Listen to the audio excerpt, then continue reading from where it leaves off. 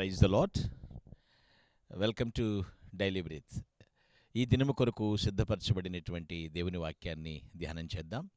119వ కీర్తన 165వ వచనాన్ని చదువుతున్నాను, జాగ్రత్తగా ఆలకించండి. నీ ధర్మశాస్త్రమును ప్రేమించు వారికి ఎంతో నెమ్మది కలదు, వారు తూలి తొట్రులటకు కారణమేమీ లేదు. ప్రభునందు ప్రియులారా, మీ అందరికీ ముందుగా హృదయపూర్వక శుభములు ప్రకటిస్తూ ఉన్నాను. ఇక్కడ నెమ్మది గురించి రాస్తూ ఉన్నారు, అంటే ప్రశాంతత గురించి కోరుకుంటూ ఉన్నారు. ఎవరు ప్రశాంతంగా బ్రతుకుతున్నారా అంటే కొందరు బ్రతుకుతున్నారు, కానీ చాలామందికి ప్రశాంతత లేదు. కొందరు ప్రశాంత జీవితాన్ని అనుభవిస్తున్నారు, అది పరిపూర్ణంగా లేదు. ఎలా వస్తుంది పరిపూర్ణ ప్రశాంతత? ఇప్పుడు మనం లోకాన్ని గమనించినట్లయితే ప్రపంచవ్యాప్తంగా ఉన్న నాయకులు, చాలామంది నాయకులు ఏం చేస్తున్నారంటే యుద్ధ సామగ్రిని సమకూర్చుకోవాలి, అంటే క్రొత్త ఆయుధాలు సమకూర్చుకోవాలి. ఎందుకంటే భవిష్యత్తు ఎలా ఉంటుందో తెలియదు, మేము ఎప్పుడు కూడా ఓడిపోయిన వారంగా ఉండకూడదు అని భావిస్తూ ఉంటారు. అంటే ఎవరికి వాళ్ళే యుద్ధ సామగ్రిని సమకూర్చుకునేటువంటి పనిలో చాలామంది ఉన్నారు పిల్లలు. మరి దీనివల్ల ఏం చేస్తున్నారు? వాళ్ళ యుద్ధాలకు సిద్ధంగా ఉంటారు. మా దగ్గర ఎక్కువ ఆయుధాలు ఉన్నాయంటే మేము రెడీ, మేము పీస్ ఆఫ్ లాస్ కాదలుచుకోలేదు, మేము ఖచ్చితంగా సమాధానం తీసుకొస్తాం, మేము గెలుస్తాం, జయిస్తామని చెప్పుకుంటూ ఉంటారు. But where is the peace? సమాధానం ఎక్కడుంది పిల్లలు? ఆలోచించండి. సమాధానానికి ఒకటే మార్గం ఏంటో తెలుసండి, నిరాయుధీకరణ. అంటే ఆయుధాలన్నింటినీ కూడా విడిచిపెట్టడం, అదొకటే శాంతికి మార్గం. ఆ విషయం అందరికీ తెలుసు. మరి నిరాయుధీకరణ జరుగుతుందా? ప్రశాంతత వస్తుందా అంటే లేదు. కారణం అపనమ్మకం, భయం పెరిగిపోయింది. అంతేకాదు ద్వేషం ఎక్కువైపోతుంది నానాటికి. దానివల్ల ఏం చేస్తున్నారంటే నిరాయుధీకరణకు సిద్ధంగా లేరు, సమాధానం లేదు, శాంతి లేదు. పైగా ఏమనుకుంటారు తెలుసా? నిరాయుధీకరణ చేయటం అంటే ఆయుధాలు లేకుండా చేయటం, ఏడు లేకుండా చేయటం అంటే అది ఆత్మహత్య చేసుకున్నట్లేరా, మళ్ళీ మనం చంపుకున్నట్లేరా అని మాట్లాడతారు. మళ్ళీ పైగా అంటే ఈగో ట్రిగ్గర్ అయిపోతున్నట్లుగా భావన అన్నమాట. పరిపూర్ణ ప్రశాంతత ఎలా వస్తుందండి? ప్రపంచ శాంతి కొరకు మార్గాలు మనం ఎలా తెలుసుకోగలుగుతాం? ఉందండి, దానికి కూడా ఆధారం ఉంది. పరిపూర్ణ ప్రశాంతత మనం కోరుకోవాలంటే పిల్లరా, దేవుని వాక్య ప్రకారం జీవించాలి. అంతేకాదు దేవుని ఆజ్ఞలు పాటించాలి. అప్పుడు నెమ్మది దొరుకుతుంది. దేవుని వాక్యం పాటించడం ద్వారా మాత్రమే, దేవుని ఆజ్ఞలు పాటించడం ద్వారా మాత్రమే శాంతి అనేది పొందుకోగలుగుతాం. ఇక్కడ భక్తుడు అదే అంటున్నాడు, నీ ధర్మశాస్త్రమును ప్రేమించు వారికి ఎంతో నెమ్మది కలదు. నేనేమంటానంటే, వాక్యాన్ని బట్టి మాట్లాడుతున్నాను, పరిపూర్ణ ప్రశాంతతకు ప్రథమ మెట్టు ఏంటో తెలుసండి? మొట్టమొదటి అడుగు, ముందు దేవునితో మన సంబంధం సరి చేసుకోవాలండి. రిలేషన్ విత్ గాడ్ ఎలా ఉంది? దేవునితో నా సంబంధం ఎలా ఉంది? ప్రతి మానవుడు కూడా ఆలోచించండి పిల్లరా, ఇటు దేవునితోనూ అటు ఆయన నిబంధనలతోనూ కూడా ఎప్పుడు కూడా సమ్మతించాలి. దేవునితోనూ సమ్మతించాలి, ఆయన ఏ నిబంధనలు అయితే పెట్టాడో దాంతో సమ్మతించాలి. అలా సమ్మతించినప్పుడే మన పరిసరాల్లో ప్రశాంతత నిండిపోతుందండి. అవును, అపోజిషన్ నువ్వు చూడలేవు, ఏం చేయలేరు. నీ సంబంధం దేవునితో సరిగా ఉందా? ఆయన ఆజ్ఞలకు నువ్వు సమ్మతిస్తున్నావా? ఈ భూమిపై మరి శాంతిని తీసుకురావడానికి దేవుని సాధనాలుగా మనం ఉపయోగపడుతూ ఉన్నామా? గ్రహించాలి.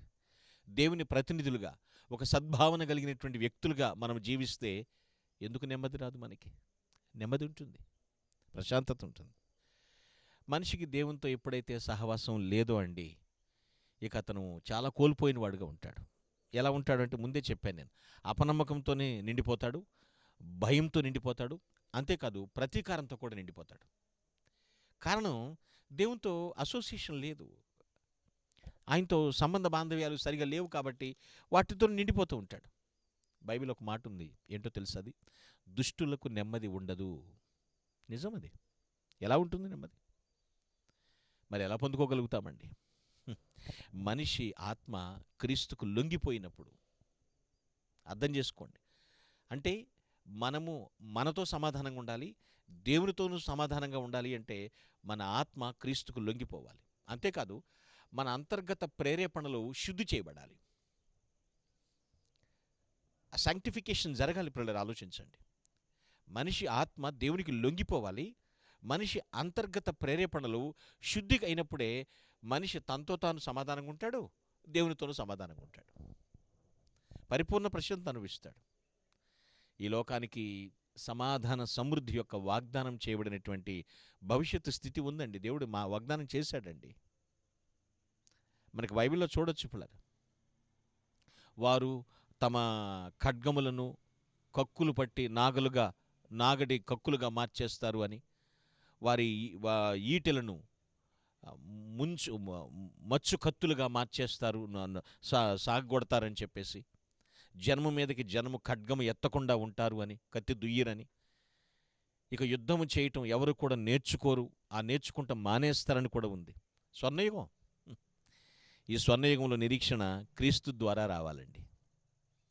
ప్రశాంత పరిపాలన.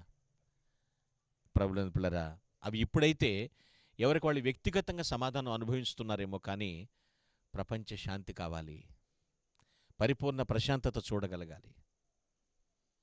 వ్యక్తిగతంగా ఇప్పుడు ప్రశాంతత నమోదవబడుతుంది, కానీ ప్రభువైనటువంటి యేసుక్రీస్తు భూ సంబంధమైనటువంటి అన్ని రాజ్యాలపై తన శాశ్వత రాజ్యాన్ని స్థాపించినప్పుడు మాత్రం అది భూమి అందంతటా కూడా వ్యాపిస్తుందండి.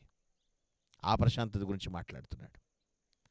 సో కాబట్టి శాంతి కొరకమైనటువంటి ఆ దైవిక కోరికను నెరవేర్చడానికి ప్రభు రానున్నాడు. రెండవ రాకడలో శాంతితో పరిపాలించడానికి ఆయన రాబోతున్నాడు.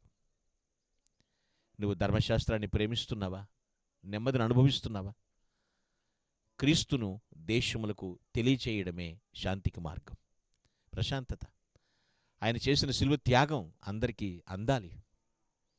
ఎందుకు ఆయన శిలువ ఆరోహణమయ్యాడు, శిలువను అధిరోహించాడు, ఆయన తెలియాలి. పిల్లలు ప్రతి తెగకు, ప్రతి ప్రజలకు కూడా ఆ గుడ్ న్యూస్ తీసుకెళ్ళాలి. ప్రమాణాలతో ఆ ప్రమాణాలను పెంచాలి. పరలోకము నుండి పంపబడిన పరిశుద్ధాత్మ శక్తితో ఆయన నీతిని మనం ప్రకటించాలి. ఇదే పరిపూర్ణ ప్రశాంతతకు మార్గం.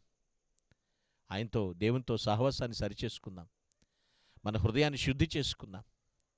ఖచ్చితంగా పరిపూర్ణ ప్రశాంతతను ప్రతి ప్రజలు అనుభవించేటట్లుగా ప్రార్థనాపూర్వకంగా మన వంతు సహాయం మనం చేయుదుముగాక. ఆమేన్. చిన్న ప్రార్థన. Please close your eyes. దయగలిగిన తండ్రి, వందనాలు నాయన. సమాధానకర్త, నీకు స్తోత్రాలు తండ్రి. పరిపూర్ణ ప్రశాంతతనిచ్చే దేవుడవు. ఈరోజు ఎందరైతే శాంతి కొరకు నా ప్రయత్నం నేను చేస్తానని తీర్మానించుకున్నారు, వారి తీర్మానములు స్థిరపరిచి వారిని ప్రత్యేకంగా ఆశీర్వదించమని ప్రభువైన క్రీస్తు నామమున ప్రాధేయపడుతున్నాను పరమ తండ్రి. Amen. Thank you. May God bless you.